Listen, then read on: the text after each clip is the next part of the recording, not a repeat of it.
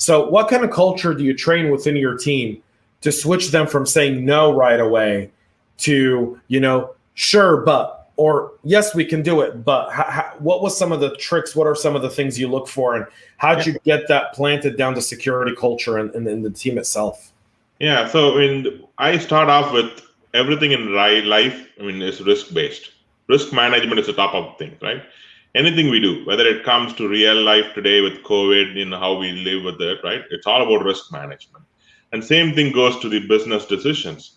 If we need to, embed security in what they need to do, it's all about risk-based, right?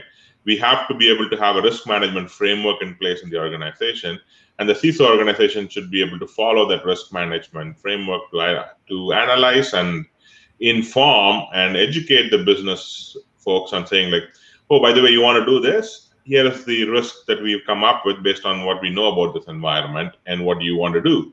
By the way, and then you have to categorize them and saying like from very high to very low, whatever the risk is, the 5 levels of the model, and then you basically advise them accordingly. And in the mantra that I follow in my organization and learn on my experiences, if you categorize them from very high to very low in 5 levels, very high, medium, low, and very low, when you are in the high and very high zone, you try to mitigate the risk.